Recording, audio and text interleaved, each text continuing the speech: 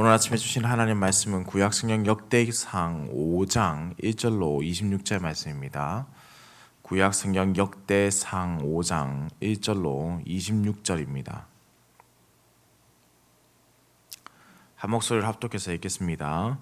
이스라엘의 장자 르우벤의 아들들은 이러하니라. 르우벤은 장자라도 그의 아버지의 침상을 더럽혔으므로 장자의 명분이 이스라엘의 아들 요셉의 자손에게로 돌아가서 족보에 장자의 명분대로 기록되지 못하였느니라. 유다는 형제보다 뛰어나고 주권자가 유다에게서 났으나 장자의 명분은 요셉에게 있느니라. 이스라엘의 장자 르우벤의 아들들은 한옥과 발루와 헤스론과 갈미요. 요엘의 아들은 스마야요. 그의 아들은 고기요. 그의 아들은 시므이요. 그의 아들은 미가요. 그의 아들은 르아야요. 그의 아들은 바알이요. 그의 아들은 부에라이니 그는 르우벤 자손의 지도자로서 아수르 왕 디글라빌레셀에게 사로잡힌 자라. 그의 형제가 종족과 계보대로 우두머리 된 자는 여이엘과 스가랴와 벨라니. 벨라는 아사스의 아들이요 세마의 손자요 요엘의 증손이라. 그가 아로엘에 살면서 느보와 바알무온까지 다다랐고 또 동으로 가서 거주하면서 유브라데 강에서부터 광야 지경까지 다다랐으니 이는 길르앗 땅에서 그 가축이 번식함이라. 사울 왕 때에 그들이 하갈 사람과 더불어 싸워 손으로 쳐 죽이고 길르앗 동쪽 온 땅에서 장막에 거주하였더라. 갓자손은 르우벤 사람을 마주 대하여 바산 땅에 거주하면서 살르가까지 다다랐으니 우두머리는 요엘이요 다음은 사밤이요 또 야네와 바산의 산 사바시요. 그 조상의 가문의 형제들은 미가엘과 무슬람과 세바와 요레와 야간과 시아와 에벨 일곱이니 이는 다 아비하일의 아들들이라. 아비하일은 후리의 아들이요 야로아의 손자요 길르앗의 증손이요 미가엘의 현손이요 여시세의 5대손이요 야도의 6대손이요 부스의 7대손이며 또 구니의 손자 암니엘의 아들 아히가 우두머리가 되었고 그들이 바산 길르앗과 그 마을과 사론의 모든 들에 거주하여 그 사방 변두리에 다다랐더라. 이상은 유다 왕 요담 때와 이스라엘 왕 여로보암 때의 족보에 기록되었더라. 르우벤 자손과 갓 사람과 므낫세 반 지파에서 나가 싸울 만한 용사 곧 능히 방패와 칼에 들어 들며 활에 당겨 싸움에 익숙한 자는 44,760명이라. 그들이 하갈 사람과 요드루와 나비스와 노답과 싸우는 중에 도우심을 입었으므로 하갈 사람과 그들과 함께 있는 자들이 다 그들의 손에 패하였으니 이는 그들이 싸울 때에 하나님께 의뢰하고 부르짖음으로 하나님이 그들에게 응답하셨음이라. 그들이 대적의 짐승 곧 낙타 5만 마리와 양 25만 마리와 나귀 2천 마리를 빼앗았으며 사람 10만 명을 사로잡았고 죽임을 당한 자가 많았으니 이 싸움이 하나님께로 말미암았음이라. 그들이 그들의 땅에 거주하여 사로잡힐 때까지 이르렀더라. 므낫세 반 지파 자손들이 그 땅에 거주하면서 그들이 번성하여 바산에서부터 바알 헤르몬과 스니과 헤르몬 산까지 다다랐으며 그들의 족장은 에벨과 이시와 엘리엘과 아스리엘과 예레미야와 호다위와 야디엘이며 다 용감하고 유명한 족장이었더라. 그들이 그들의 조상들의 하나님께 범죄하여 하나님이 그들 앞에서 멸하신 그 땅 백성의 신들을 간음하듯 섬긴지라. 그러므로 이스라엘 하나님이 아수르 왕 불의 마음을 일으키시며 아수르 왕 디글라빌레셀의 마음을 일으키시매 곧 르우벤과 갓과 므낫세 반 지파를 사로잡아 할라와 하볼과 하라와 고산 강가에 옮긴지라. 그들이 오늘까지 거기에 있으니라. 아멘. 역대상 5장에서는 요당 동편 지역 지파들에 대한 기록을 다루고 있습니다. 특별히 시작하면서 르우벤 지파의 계보를 다루는데요. 르우벤 지파의 계보는 그들의 선조가 이스라엘의 장자였음에도 불구하고 어떻게 해서 장자의 권한을 누리지 못하게 되었는가에 대한 이야기로 시작합니다. 이는 그가 아버지의 잠자리를 더럽혔기 때문이다라고 하는데요. 이 말씀은 르우벤이 아버지의 첫 비라를 범한 일을 떠오르게 합니다. 르우벤 한 사람의 죄였지만은 그의 후손 전체에게까지 영향을 주는 사건이라 할 수 있죠. 이후 르우벤의 죄로 인해서 이스라엘의 장자권은 오늘 말씀에 기록된 대로 요셉에게 넘어가게 됩니다. 그리고 요셉의 두 아들 므낫세와 에브라임은 여호수아를 통해 가장 많은 땅을 받게 된다는 것이죠. 그리고 이 장자의 권한은 바로 이 에브라임 지파에게로 이제 계속해서 이어지게 됩니다.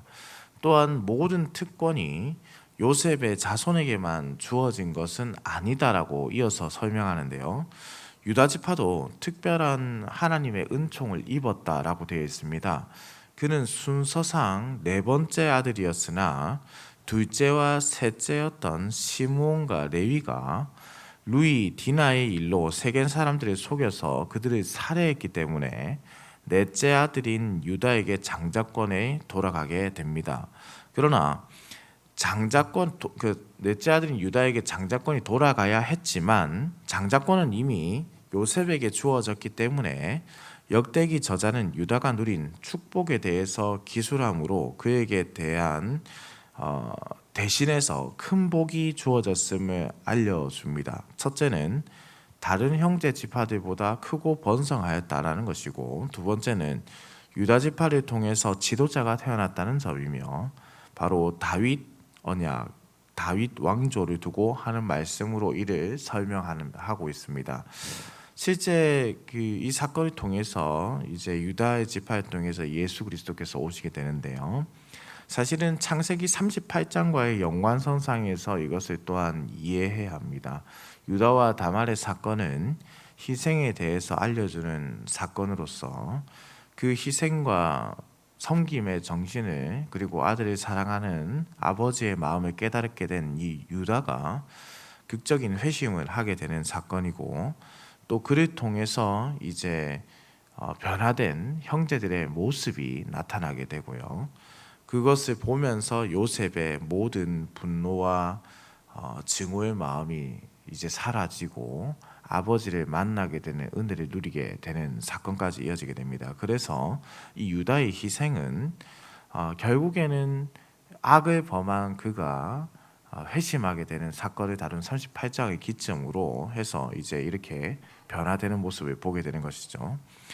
11절에서 17절에서는 갓 지파에 대한 말씀이 이어집니다. 흥미로운 것은 이전까지 제시된 다른 계보들과 비교할 때에 갓의 자손들의 계보의 독특점은 사람의 이름이 아니라 지역적인 정황을 설명하는 것으로 이제 11절이 시작된다는 겁니다. 또한 17절에서 자신이 인용한 이 정보에 대한 출처도 제공하고 있는데요.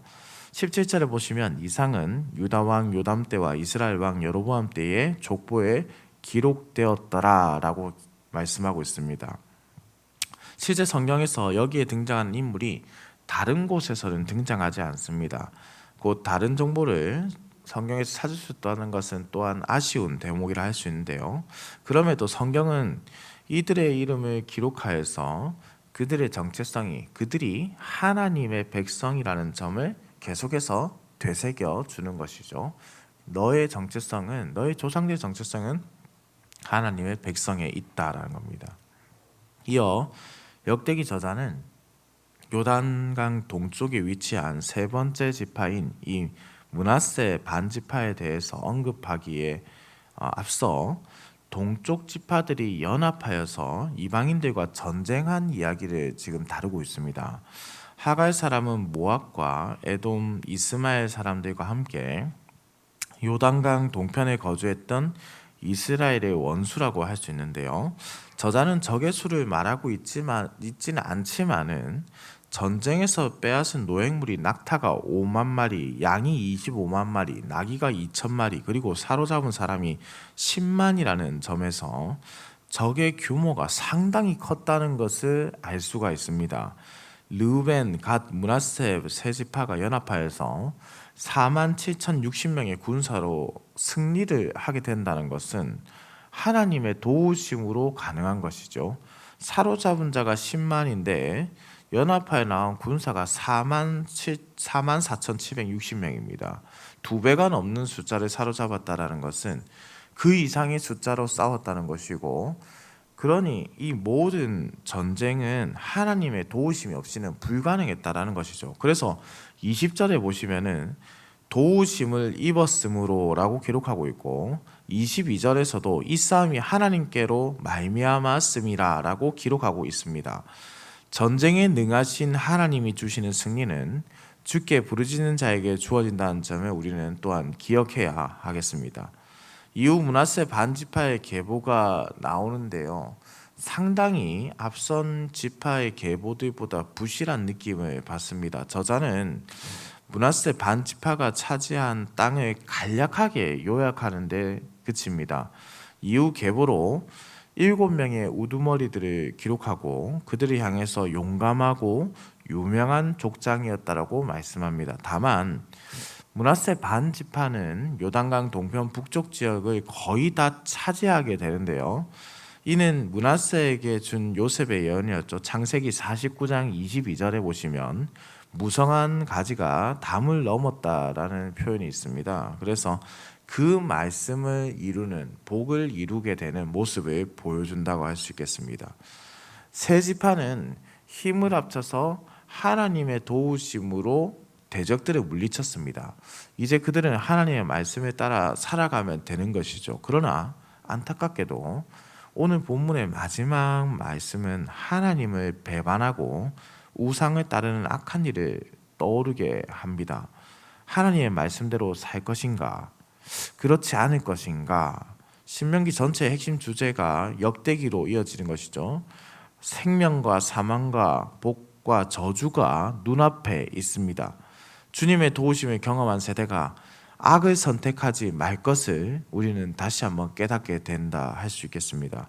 사랑하는 흥덕향상교회 성도님들, 오늘 본문은요, 사실 보시면 조금 난해합니다. 왜냐하면은 앞서 전쟁에서는 하나님께서 승리를 주셨지만은 그 후에 보시면은 그들이 하나님의 벌을 받게 되는 모습이 나타나기 때문이죠. 언제는 복을 주시는 하나님이시고 언제는 승리를 주시는 하나님이신데 또 벌을 주시는 하나님으로 바뀌는 모습을 보게 됩니다. 하나님께서 이렇게 감정의 변화가 많으신 분이라고 할 수 있겠습니까?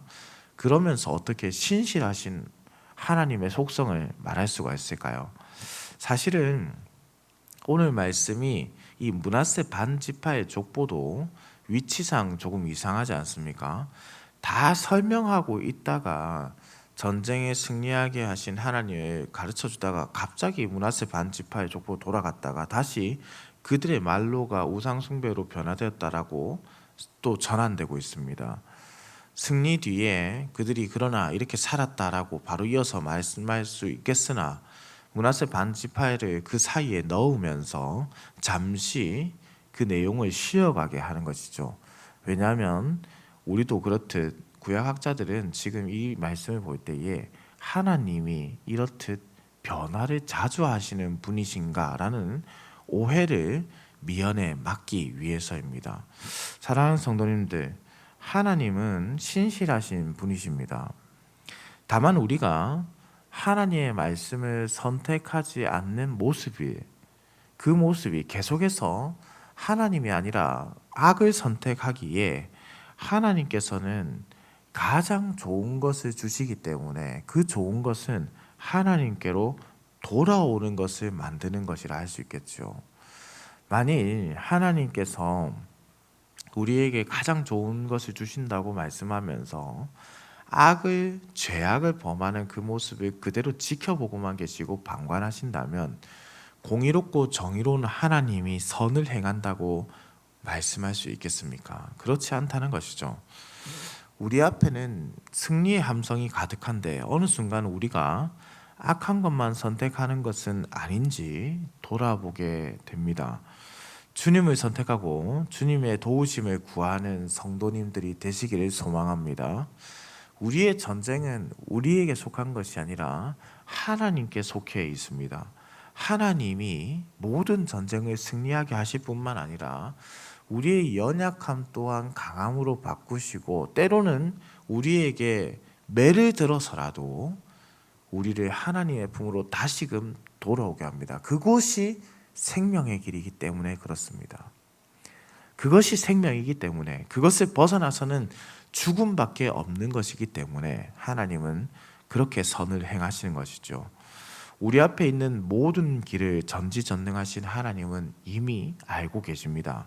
더는 악이 아니라, 죄가 아니라 하나님의 말씀대로 하나님의 도우심을 구하고 주께 부르짖는 우리가 되기를 소망합니다. 한 사람의 죄로 너무나도 큰 아픔을 겪게 되는 르우벤 지파의 모습을 또한 보고, 한 사람의 희생과 섬김으로 또 장자권을 차지하고 그들의, 이스라엘 백성들의 생명을 보존하게 한 요셉의 모습도 보게 되고, 또한 죄를 지었지만은 깨닫고 회개하여 하나님의 뜻 안에서 온전히 선을 이룬 유다의 모습도 지금 보게 됩니다. 우리가 어떠한 길을 살아가야 할 것인가? 죄된 길을 살아갈 것인가? 회개하고 주께 구하는 길을 살아갈 것인가? 분노하며 살아갈 것인가? 증오하며 살아갈 것인가? 용서하며 관용하고 선을 베풀어 하나님의 뜻을 행하는 자로 살아갈 것인가?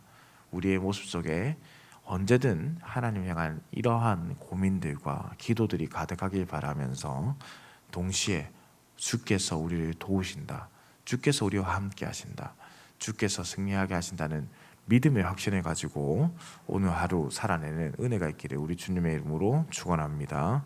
기도드립니다.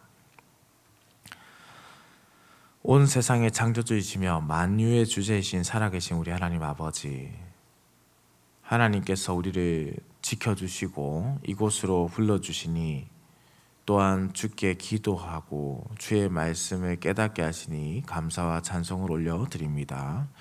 오늘 주신 생명을 귀하게 여기고 주님의 뜻에 따라 살아가도록 성령께서 우리를 친히 인도하여 주시옵소서.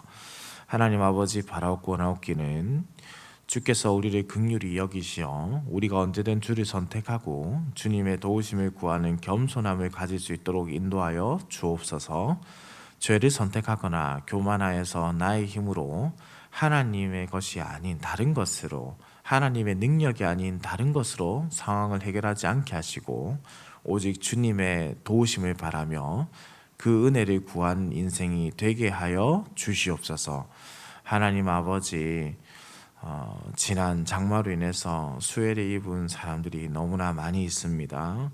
삶의 터전을 잃은 자들, 또 가족의 보금자리를 잃은 자들, 또한 가족과 친지를 잃은 자들이 있습니다. 주님께서 그들을 위로하시고 하나님의 평강을 내려주시고, 아버지 하나님, 속히 이 모든 아픔으로부터 극복되고 회복될 수 있도록 하나님의 은혜와 치유하심의 능력을 더하여 주시옵소서. 하루가 멀다 하지 않고 아버지 하나님, 참 아픈 소식, 슬픈 소식이 많이 들려옵니다. 사람이 사람들에게 날선 말을 하거나 공격하거나 미워하는 이들이 많이 있는 삶을 살아갑니다. 이럴 때에 하나님의 말씀처럼 우리가 용서와 관용의 모습을 보이게 하시고, 때로는 희생하고 섬기는 모습을 보이게 하시고, 이것이 우리에게 없다면 깨닫게 하시는 은혜를 오늘 하루 우리에게 내려 주시옵소서. 감사해 드립니다. 살아계신 우리 주 예수 그리스도의 이름으로 기도드립니다. 아멘.